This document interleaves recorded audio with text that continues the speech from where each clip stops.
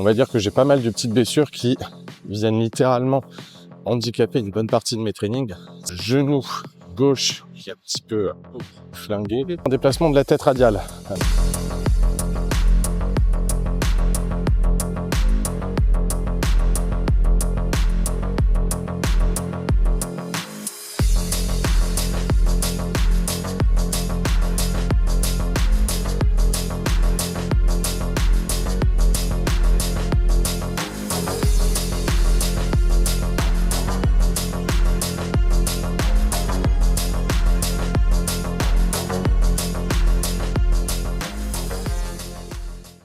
Bon, on se retrouve après un petit moment sans vidéo YouTube. Pour cette première vidéo de l'année 2026, l'objectif, ça va être de vous partager un petit peu plus mon quotidien, parce qu'a priori, c'est le format vidéo qui plaît un petit peu plus aux gens. Les formats éducatifs purs plaisent probablement un peu moins. Enfin, a priori, la plupart des personnes à qui ça plaît, ça va plutôt être les coachs. Donc là, objectif, plutôt partir sur des formats où je vous montre peut-être un petit peu ma routine, comment je peux vivre en tant que bodybuilder, tout en faisant en sorte de toute façon de vous donner des conseils, des tips. Ils seront tout simplement amenés d'une manière différente. Ce sera un petit peu plus épars, c'est moins structuré, mais vous aurez toujours quelque chose à en retirer pour votre pratique. Vous excuserez les tâches qui est en bas à droite de l'écran. C'est tout simplement ce que j'avais pas prévu, qu'il allait pleuvoir pour ce premier plan. Parce que là, je vais tout simplement à la salle. Il doit être 6h30, 7h du matin à peu près. Là, en ce moment, j'ai 3 fois par semaine, du coup, un deuxième entraînement que je fais tout simplement le matin. Sinon, je m'entraîne en début ou fin d'après-midi. L'objectif de cet entraînement, il est simple. Je vais tout simplement faire un petit peu d'abdos, de mollets. Je vais aussi en profiter pour réaliser mon cardio. Et je vais tout simplement faire un petit peu de mobilité. Bon, je vous ai effacé les tâches, c'est un peu plus sympa quand même. Et du coup, ce que je vous disais, en effet, là, je vais en profiter pour faire un petit peu de mobilité. Pourquoi j'ai tout simplement d'intégrer cette routine sur certains matins de la semaine? Tout bêtement, parce qu'en ce moment, je suis blessé. Plus, c'est un grand mot. On va dire que j'ai pas mal de petites blessures qui viennent littéralement handicaper une bonne partie de mes trainings. Savoir que j'ai le genou gauche qui est un petit peu flingué, à savoir que je vais aussi avoir du douleur au niveau du coude gauche, que je pensais initialement être une tendinite, mais en réalité, après plusieurs petits tests et de nombreux allers-retours chez pas mal de professionnels différents, c'est tout simplement un déplacement de la tête radiale. Ce qui fait qu'en effet, sur les mouvements de curl et même sur les mouvements de tirage de manière générale, il y a une grosse douleur. Donc là, l'objectif, moi, c'est continuer à mettre en place des exercices qui me permettent tout simplement de replacer progressivement cette tête radiale-là, et puis faire en sorte de pouvoir me réentraîner correctement. Bref, l'idée, c'est simple, c'est juste que je pense que voilà, il y a certaines choses qui n'ont pas été faites correctement de ma part au niveau du training. Ça, c'est surtout pour le genou. J'ai tout bêtement augmenté trop vite sur le hack squat. C'est un exercice où, de base, je suis, alors, relativement fort, c'est un grand mot, mais je me débrouille plutôt pas mal comparativement à la force que j'ai sur d'autres exercices. Et en fait, là, ça faisait un long moment que j'avais pas eu de hack squat dans ma programmation. Il y a un Basic Fit qui a ouvert. J'en ai profité. J'étais content de retrouver un hack squat. Problème, en l'espace de 8-9 semaines, je suis tout simplement passé de 3 plaques par côté pour du 10-12 à 5 plaques par côté pour du 10-12. Autrement dit, ça fait une augmentation en termes de pourcentage qui est probablement trop importante. On est clairement sur du plus de 5%. On doit avoisiner à peu près la dizaine de pourcents, si ce n'est plus par semaine. Ça l'a fait d'un point de vue musculaire, clairement, si les charges pouvaient monter. Par contre, les structures articulaires, elles ont clairement pas pu réussir à tolérer une augmentation en charge aussi importante. Et puis derrière, le genou a tout simplement commencé à tirer la gueule. Mais ça, par contre, c'est quelque chose que j'aurais pu prévoir. J'aurais tout simplement pu décider de positionner mon hack squat plus tard dans ma séance, justement, pour faire en sorte que la progression en termes de force dessus soit un petit peu ralentie, laisser un peu plus de temps à ces structures-là pour s'habituer, et puis derrière, tout simplement repositionner mon hack squat en début de séance si je le souhaitais, pour réussir en effet à s'axer un petit peu plus sur ce côté performance, parce que bon, il y a toujours un petit côté égo sur cet exercice-là qui est relativement sympa. Ça fait toujours plaisir de se dire qu'on est à 5 plaques, potentiellement 6 et un jour 7 quand on viendra stacker. C'est toujours sympa. Ça, c'était le premier point.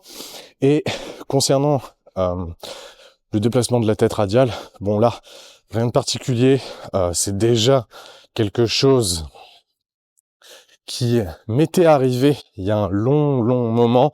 Je pense qu'il y a sûrement une petite faiblesse à ce niveau-là, et là en l'occurrence, c'est tout simplement sur un gros mouvement de poussée qui a été fait de manière un petit peu abrupte, je pense. Ça s'est déplacé. Ensuite, j'ai senti que sur l'étirage, ça tirait la gueule. Le niveau de douleur, pour le coup, est vraiment très important. Pour vous donner un ordre d'idée, en fait, la première moitié de la flexion du bras ne pose pas de soucis. Par contre, la deuxième moitié de flexion est extrêmement douloureuse, à tel point qu'au tout début, le simple fait de tenir ma fourchette pour manger mon repas, à la fin du repas, je commençais vraiment à avoir mal à un niveau de douleur 4-5 sur 10. Pas très fun, et je dis bien que si ça passe pas avec la fourchette de 40 grammes, ça risque d'être fortement compromis avec des haltères d'une vingtaine de kilos. Donc là, l'objectif, voilà, simplement faire en sorte de bosser un tout petit peu cette mobilité. Je pense que ça va faire du bien, mais ça va tout simplement, en fait, éviter que ce soit des choses qui reviennent. Et puis, au-delà de ça, je pense que ça, c'est un tips qui peut toujours être intéressant, surtout pour certains coachs ou potentiellement les personnes qui bossent énormément à domicile.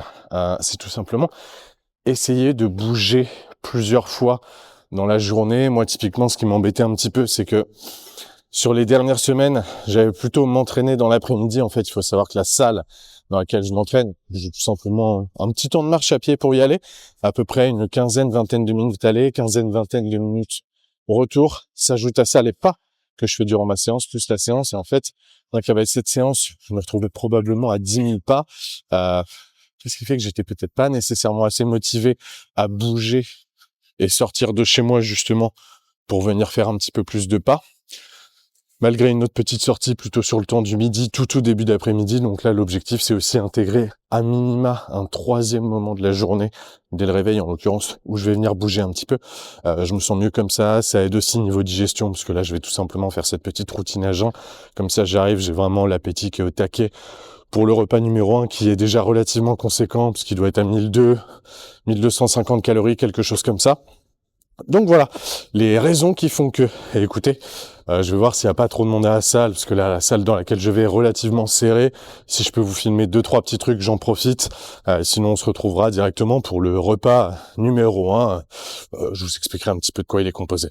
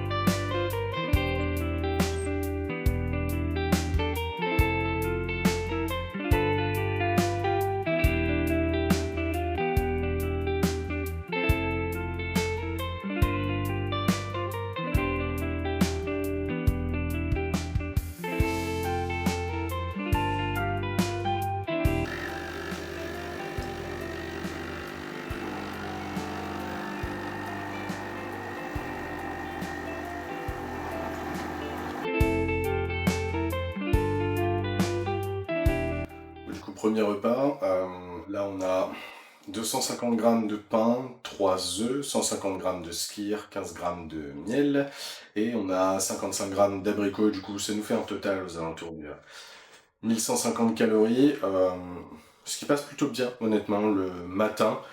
C'est des aliments qui sont assez faciles à digérer pour ma part, et surtout, là je sors du cardio, j'ai déjà fait pas mal de pas, mine de rien. Là ça me fait 3200 pas et quelques de fait sur la matinée, un petit peu d'abdos, un petit peu de mollets comme je vous le disais, et un petit peu de cardio au passage sur le skyhall du coup. Donc on est plutôt pas mal, l'appétit est bon. Pour les personnes qui ont du mal typiquement avec tout ce qui va être appétit ou quoi que ce soit, Ce que je peux vous conseiller dans un premier temps, là vous le voyez, si on regarde un petit peu la composition du repas, premièrement, je vais avoir plusieurs aliments différents et je vais avoir deux types d'aliments entre guillemets. Premièrement, je vais tout simplement avoir la partie salée avec du coup le pain et les œufs et après je vais avoir une partie sucrée. Et ça, typiquement, lorsque vous avez du mal à manger, je pense que c'est quelque chose que vous devriez utiliser en soi.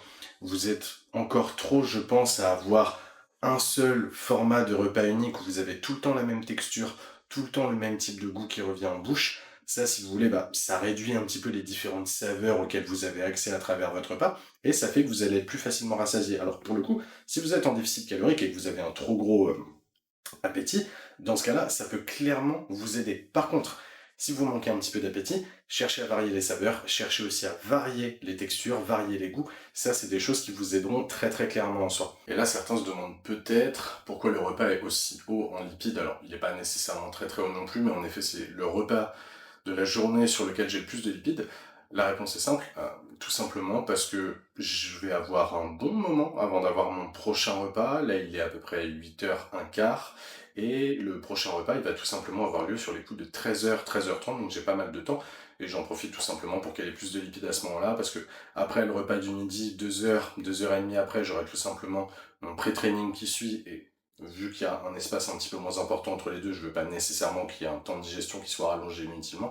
Même chose pour le pré-training, je souhaite pas nécessairement avoir trop de lipides dedans, sinon je vais tout simplement continuer à digérer pendant l'entraînement et je vais pas nécessairement réussir à performer, à me sentir bien.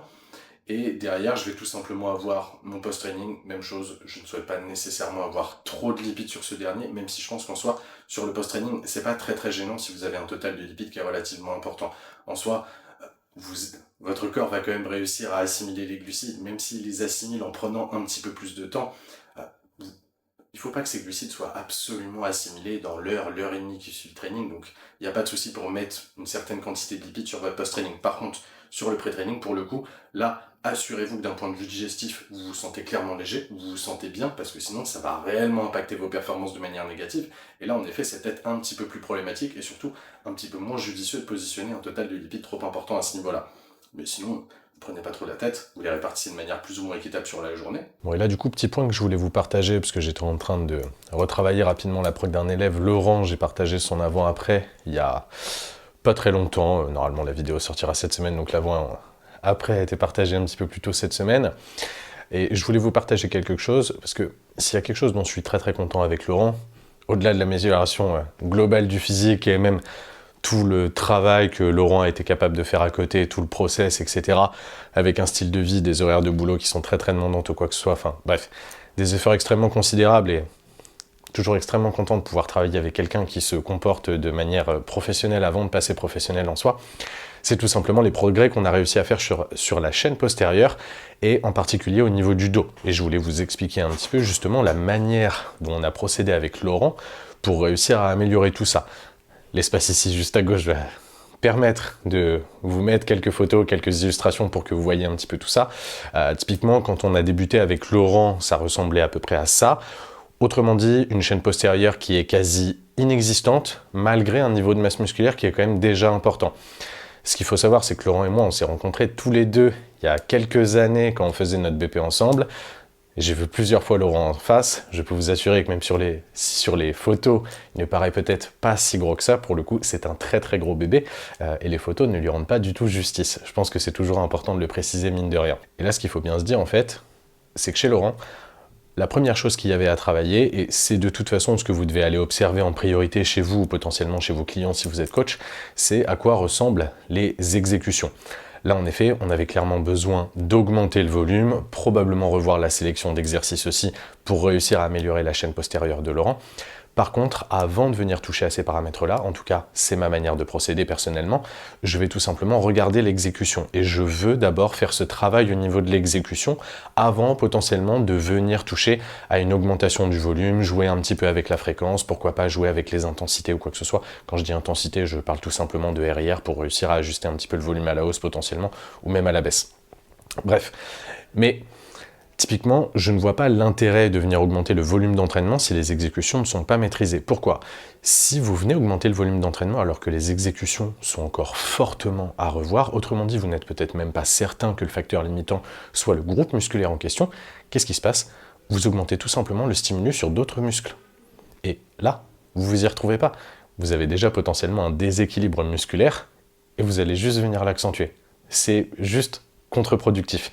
Là, en l'occurrence, Laurent, typiquement, ce qu'il avait tendance à faire sur ses exécutions, il avait tendance à énormément tirer, en fait, avec le haut du dos, beaucoup de mouvements au niveau des omoplates, beaucoup d'élévation au niveau de cette dernière, généralement un coude qui part un petit peu de manière ouverte, une flexion de bras un petit peu trop importante, ce qu'on retrouve généralement chez les pratiquants, de toute façon, qui ont du mal à développer leur grand dorsal, c'est la plupart de ces erreurs-là. Là, elles étaient toutes réunies en soi.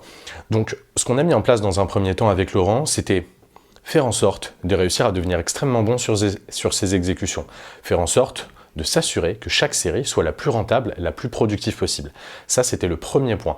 Pour s'assurer que ça se soit bien mis en place et surtout que ce soit mis en place de la manière la plus rapide possible. Parce que, pareil, Laurent, il y a des objectifs de compétition derrière et même si on n'a pas, j'ai pas nécessairement de temps à perdre, la personne avec qui je travaille non plus, l'objectif c'est quand même d'aller relativement vite, ou en tout cas le plus vite possible par rapport à la personne que j'ai en face. Ce qu'on a fait, c'est tout simplement une fréquence de 2 fois par semaine pour s'assurer qu'il y ait une répétition relativement importante au niveau de la sollicitation sur ce groupe musculaire-là et une variété d'exercices relativement limités. Sur les premières procs qu'on avait tous les deux avec Laurent, 3 exercices différents pour focus le grand dorsal, hop, les 3 exercices se retrouvaient à chaque fois sur sur chaque séance, en séance 1, en séance numéro 2, il n'y avait pas réellement de changement à ce niveau-là. L'objectif, c'est simple, c'est faire en sorte que les mouvements soient répétés encore, qu'il y ait de la répétition à ce niveau-là. Et avec ça, on s'assure qu'en l'espace de seulement 3 à 4 semaines, on a déjà une grosse amélioration au niveau de la technique d'exécution. Et là, ça devient relativement intéressant de commencer à jouer un petit peu avec le volume à la hausse.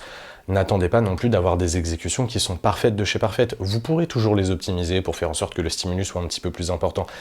Assurez-vous au moins qu'avant de venir augmenter le volume, le vrai facteur limitant, le vrai groupe musculaire qui a obtenu le plus de stimuli à travers la série, soit le groupe musculaire en question. Sinon, ça va poser problème, comme je vous l'expliquais plus tôt. Ça, c'était le premier point. Et au fur et à mesure, on a tout simplement cherché à faire augmenter le volume. Pour vous donner un exemple avec Laurent, au niveau du volume, au plus haut, on s'est retrouvé, il me semble, je viens de vérifier, on s'était retrouvé à 13 séries pour le grand dorsal au plus haut et 11 séries pour le upper back. À savoir que la manière dont je compte le volume, c'est la manière directe, d'accord? Donc, il n'y a pas de doublon, potentiellement un exercice qui compte un peu pour le haut du dos, un autre qui compte un petit peu pour le grand dorsal. Ça vous fait quand même un total de 25 séries par semaine sur l'ensemble de la musculature du dos, ce qui va quand même être relativement conséquent en soi.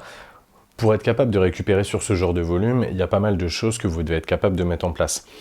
L'objectif, premièrement, ce qu'il faut bien se dire avec le volume, c'est qu'il ne faut pas juste chercher à augmenter le volume pour augmenter le volume. Ça n'aura pas d'intérêt. D'ailleurs, petit aparté, si on a qui sont intéressés par le sujet du volume, parce que j'ai l'impression que c'est quand même les questions qui reviennent le plus souvent quand il s'agit de programmation d'entraînement, j'ai fait une vidéo éducative à ce niveau-là. C'est pas nécessairement la vidéo qui marche très bien ou quoi que ce soit parce que c'est un format éducatif très brut. Ça a surtout intéressé les coachs. Mais si jamais vous êtes curieux et que vous ne l'avez pas vu passer, je vous conseille d'aller la voir parce que vous avez beaucoup de valeur dans cette vidéo et vous avez honnêtement l'intégralité des réflexions qui vous permettront de réussir à comprendre comment fonctionne le volume d'entraînement et comment l'ajuster. Bref. Moment d'autopromotion terminé. Ce que je vous disais vis-à-vis du volume, ce qu'il faut comprendre, c'est que pour réussir à atteindre certains volumes, pour continuer à augmenter en fait un petit peu la quantité de stimulus que vous allez avoir sur tel ou tel groupe musculaire, il y a plusieurs leviers que vous allez devoir activer. Vous vous doutez bien que si vous voulez vous retrouver à 25 séries de travail total sur la musculature du dos par semaine, vous n'allez pas pouvoir faire ça à travers des rowing haltères à un bras pour le grand dorsal et des rowing buste penché à la barre en pronation pour votre haut du dos. En termes de fatigue, ça va pas être négociable. En termes de, que ce soit fatigue nerveuse, que ce soit fatigue au niveau du bas du dos, vous tiendrez jamais comme ça sur quelques semaines. C'est là où vous allez avoir pas mal de petits leviers à activer. Le premier levier que vous pouvez tout simplement activer, c'est aller chercher des exercices qui sont potentiellement plus stables. Typiquement, au lieu de venir chercher un travail aux haltères, typiquement un rowing à un bras pour le grand dorsal, venez plutôt favoriser la version au câble. La demande en termes de stabilité, la demande en termes de gainage est beaucoup moins demandante. Ensuite, vous pouvez très bien faire évoluer ça et vous diriger vers un exercice d'isolation qui va générer moins de fatigue nerveuse, vous allez déplacer des charges un petit peu moins importantes, vous avez aussi tout simplement moins d'articulations qui sont en jeu, et là typiquement, on pourrait partir sur un pullover à la poulie. Et là c'est quelque chose sur lequel on a facilement la possibilité d'ajouter 4-5 séries sur le grand dorsal par semaine. Typiquement pour vos pectoraux, vous vous doutez bien que vous ne pourrez pas envoyer 18-20 séries de travail sur les pectoraux par semaine uniquement à travers du développé couché haltère. Vous pouvez potentiellement passer sur des chest press, potentiellement essayer d'aller sur des chest press qui vont peut-être mettre un petit peu moins l'accent sur de la tension en étirement, mais un petit peu plus en contraction. Comme ça, vous réduisez les dommages musculaires. Les pectoraux sont plutôt sensibles. Ça vous permet là aussi d'avoir des capacités de récupération, enfin en tout cas faire en sorte que ce soit moins demandant d'un point de vue récupération. Et si jamais vous devez encore l'augmenter, pourquoi pas vous diriger vers de l'isolation avec des fly. Et ça, c'est une dynamique que vous pouvez mettre en place pour tous les groupes musculaires. Ensuite, il y a d'autres leviers que vous pouvez activer. Ça va tout simplement être la proximité que vous allez avoir avec l'échec. Arriver à un certain point, pourquoi pas venir programmer des RIR sur certains exercices. Je ne suis pas nécessairement pour le faire un petit peu comme ça, de manière automatique, dès que vous augmentez le volume. Encore une fois, il faut que ce soit justifié. Admettons, vous avez votre tirage barre droite en pronation pour le grand dorsal, parce que oui, vous pouvez le faire pour le grand dorsal et pas uniquement pour le haut du dos. Vous avez votre tirage diagonal à un bras, votre tirage horizontal à un bras, et votre pullover, on va dire que ce sont vos 4 exercices grand dorsal pour la semaine. Vous apercevez que, en réalité, la plupart des performances sur le grand dorsal progressent bien uniquement sur un exercice, en l'occurrence, le tirage diagonal. Dans ce cas-là, est-ce qu'on peut réellement se permettre d'augmenter le volume sur le grand dorsal ? Peut-être, en réalité c'est jouable, vous pouvez très bien intégrer 1-2 séries de pullover en plus par semaine et continuer à avoir la même progression sur tous les mouvements, sauf peut-être ce tirage diagonal qui lui continuera à avoir des difficultés à progresser. Dans ce cas-là, vous pouvez peut-être venir intégrer des RIR sur cet exercice-là et uniquement sur cet exercice-là. Et même chose, si admettons vous avez une fréquence de 2 fois dans la semaine sur cet exercice, venez regarder, est-ce qu'il y a une difficulté de progression sur les 2 séances, et dans ce cas-là c'est probablement propre à cet exercice, ou est-ce que ça ne survient que sur une séance? Dans ce cas-là, qu'est-ce que j'ai fait la séance d'avant? Est-ce que j'ai mis un soulevé de terre? Est-ce que potentiellement c'est ça qui m'a fatigué un petit peu le dos ou quoi que ce soit? Est-ce que le volume d'eau que j'ai sur la séance 1 est plus élevé que sur la séance 2 et il impacte certains exercices de la séance 2 potentiellement? Il y a pas mal de choses que vous pouvez regarder à ce niveau-là. Mais en tout cas, ce que vous devez retenir, c'est que quand vous cherchez à prioriser un groupe musculaire qui est un point faible, priorité sur la sélection d'exercices, la qualité des techniques d'exécution. Une fois que ces dernières sont devenues suffisamment bonnes, encore une fois, pas besoin d'attendre la perfection ici, là, vous pouvez commencer à venir jouer un petit peu avec le volume, la fréquence, et prenez bien en compte que pour réussir à faire augmenter le volume, vous avez pas mal de petites cartes, de petits leviers que vous pouvez activer au fur et à mesure pour réussir à le faire correctement et tout simplement faire en sorte que ça puisse respecter vos capacités de récupération. Écoutez, sur ce, on va se retrouver pour un petit training. Alors, là, je débute ma séance par du leg extension, 3 séries sur cette séance-là, à savoir que j'ai une deuxième sollicitation quadriceps dans la semaine sur ma séance lower 2, mais cette fois-ci avec du hack squat. L'objectif tout simplement du hack squat, c'est de venir positionner des contraintes articulaires un petit peu plus importantes alors que j'ai le genou totalement fléchi, chose que le leg extension ne permet pas, et vous vous rendez bien compte qu'en effet ça fait un volume quadriceps qui est assez faible par semaine, seulement 5 séries, à savoir que depuis la semaine dernière je suis passé à 5 séries alors que précédemment j'étais à 4, avec seulement 2 sollicitations de 2 séries de leg extension par semaine, tout simplement parce que c'est tout ce que mon genou pouvait tolérer jusqu'ici. Et vous pouvez voir aussi qu'il y a une autre chose que j'ai mis en place et que je continue à mettre en place, c'est tout simplement le tempo au niveau de mon exécution. Évidemment, la descente est toujours très contrôlée, plus ralentie que ce qu'elle ne devrait l'être en soi, ça me permet de limiter les contraintes articulaires, mais c'est la même chose que je mets en place sur ma concentrique, tout simplement parce que si vous cherchez à être agressif et à être explosif sur votre phase concentrique, vous allez amener des contraintes articulaires qui sont plus importantes et qui ne sont pas spécialement souhaitables. Et là, dans mon cas, avec des gènes, douleurs articulaires, je souhaite diminuer un petit peu ces contraintes-là, donc je joue sur le tempo.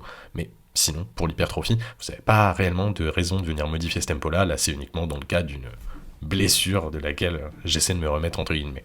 On viennent ensuite les ischio-jambiers avec le premier exercice qui est tout simplement un leg curl allongé. Pourquoi je positionne le leg curl allongé en premier exercice ? Tout simplement parce que c'est un exercice, en l'occurrence la machine ici, avec de la tension de contraction, et derrière je suis en position raccourcie. Et c'est tout simplement sur cette position-là, la position raccourcie, que vos muscles ont tendance à fatiguer le plus vite. Donc pour moi, ça fait pas nécessairement sens de venir les positionner en dernier et essayer de toute façon de réussir à progresser dans le temps sur un exercice à tension de contraction et en position raccourcie au fur et à mesure que vous avancez dans vos semaines d'entraînement, alors que vous avez positionné 2-3 exercices avec de la tension d'étirement et de la position étirée avant, vous verrez que c'est extrêmement compliqué en soi. Donc c'est tout simplement la raison pour laquelle il est positionné en début de séance. Et Pourquoi est-ce que je l'effectue en unilatéral? Tout simplement, c'est parce que j'ai encore mal au bras gauche et pour me tenir, il faut que je tire quand même relativement fort sur mes bras et à deux jambes, la charge serait trop importante, à tel point qu'en fait, c'est la douleur au niveau de mon bras qui me ferait arrêter la série, chose que je ne souhaite tout simplement pas. Donc, je viens tout simplement l'effectuer en unilatéral, ce qui est plutôt agréable, les sensations sont bonnes aussi, ça me demande pas plus de temps en soi, parce que pendant qu'une jambe se repose, je peux travailler l'autre du coup. Le temps de repos total revient à peu près au même, donc c'est plutôt un bon deal. Vient ensuite du coup un leg curl assis pour les ischio-jambiers. Donc là, le principe est simple, vous l'avez compris un petit peu plus tôt. Je commence à arriver sur de la position étirée, tout bêtement. Alors, je sais que certains se demanderont potentiellement pourquoi est-ce qu'il y a deux mouvements de leg curl dans la même séance, et pour certains, ça amènerait tout simplement une redondance, au même titre que faire un développé couché plat à la barre, puis faire un développé couché haltère à la barre pourrait être redondant. Là ici, ce qu'il faut bien comprendre, c'est que même si on a deux leg curls différents, premièrement, je vais être sur des positions qui sont différentes. L'un va être en position totalement raccourcie, l'autre va être en position totalement étirée.